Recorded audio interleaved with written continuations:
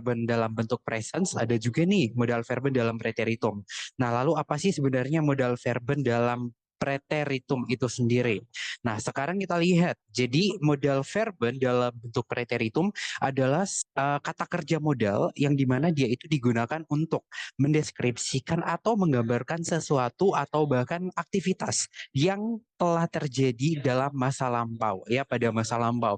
Nah, kalau dalam bahasa Inggris kita juga biasa sebut dengan past tense. Nah, dalam bahasa Jerman pun demikian. Jadi ada dalam bentuk masa sekarang dan juga ada masa lampau atau yang sudah terjadi di masa lalu. Nah, kemudian kita lihat di sini.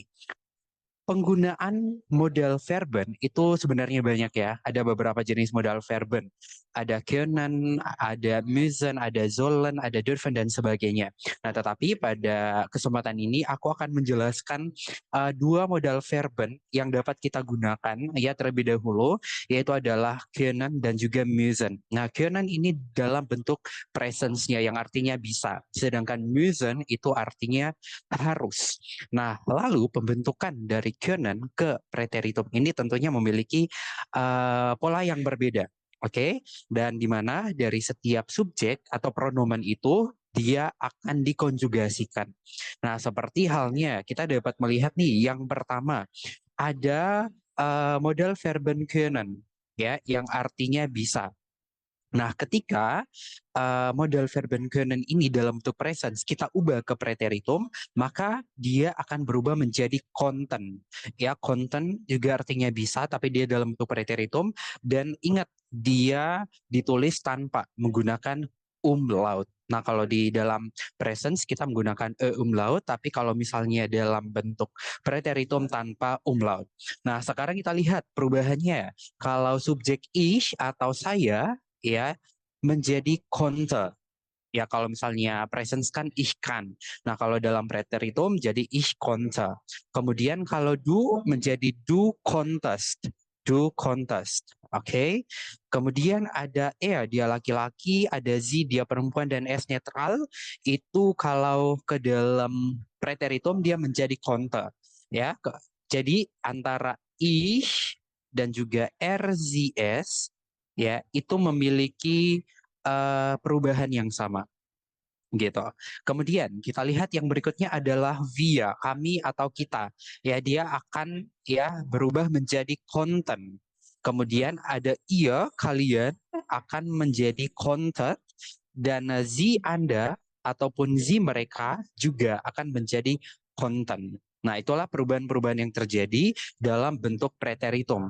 Lalu kita lihat yang kedua dalam müssen. Müssen artinya harus.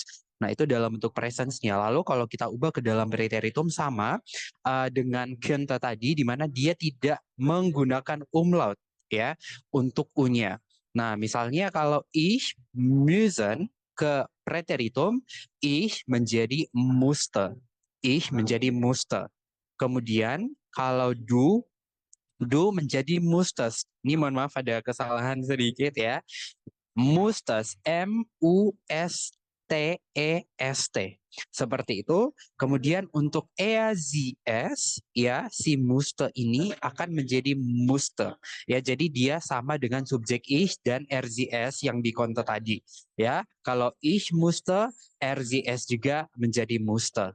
Kemudian kalau via itu adalah musten, kalau ia kalian itu adalah mustet, kalau zi Anda dan zi mereka itu adalah musten. Nah, jadi perubahan-perubahan ini harus teman-teman hafalkan ya agar ketika dibuat ke dalam kalimat itu tidak membingungkan. Nah, kurang lebih seperti itu ya untuk gambaran awalnya ya untuk konjugasi-konjugasi yang ada ya ketika personal pronomen modal verben ini dimasukkan ataupun ya diikutsertakan dalam subjek. Nah, kemudian kita lihat ke dalam contohnya. Nah, di sini aku ada 3 contoh untuk yang konten itu artinya bisa. Nah, di sini ada contohnya yang pertama. Ich konnte gestern nicht zum Konzert gehen. Jadi, aku kemarin nggak bisa ya datang atau pergi ke konser. Nah, di sini ada kata modal verben konnte yang menerangkan bahwasannya peristiwa itu atau peristiwa ini sudah terjadi. begitu. Nah, hal itu diperkuat dengan keterangan waktu gestern yang artinya kemarin. Jadi sebenarnya kita juga bisa bilang aja kayak gini, ich konnte nicht zum Konzert gehen. Yang dimana ini sudah menunjukkan bahwasanya oh dia itu nggak bisa ke konsernya kemarin atau ya bukan hari ini tapi kemarin. Nah, tapi kalau kita mau lebih memperkuat ya bahwa kalimat ini adalah kalimat preteritum, kita bisa menggunakan keterangan waktu yaitu ada gestern atau letzte Woche ya dan sebagainya. Seperti itu. Lalu kita lihat contoh yang kedua. Sie konnte ihre Aufgabe machen.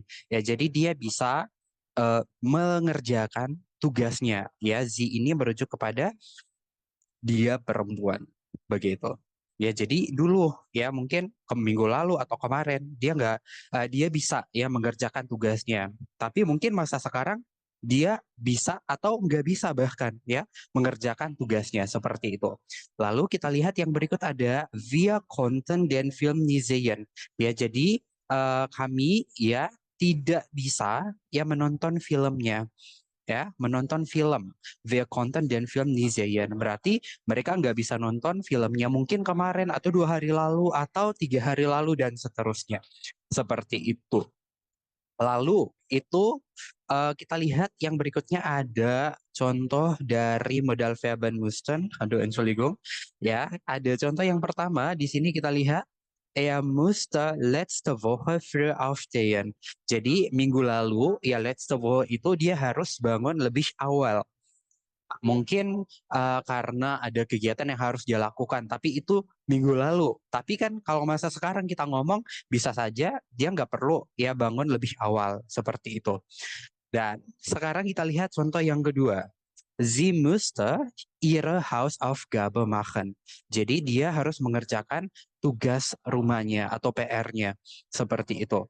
Nah, berarti dia yang merujuk kepada dia perempuan ini ya harus mengerjakannya itu mungkin kemarin, mungkin minggu lalu dan sebagainya. Seperti itu. Lalu yang ketiga, er musste gestern seine Eltern anrufen.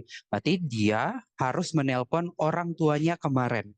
Begitu. Nah, ini juga diperkuat dengan keterangan waktu gestern di situ yang menunjukkan peristiwa yang sudah terjadi seperti itu, ya. Jadi kalau misalnya kita mau membuat kalimat preteritum yang menggunakan modal verben, besernya ya kita juga bisa memasukkan keterangan waktunya supaya hal itu bisa lebih memperkuat kalimat ini bahwasanya oh iya bahwa kalimat yang kita ungkapkan itu adalah kalimat atau peristiwa yang sudah terjadi seperti itu.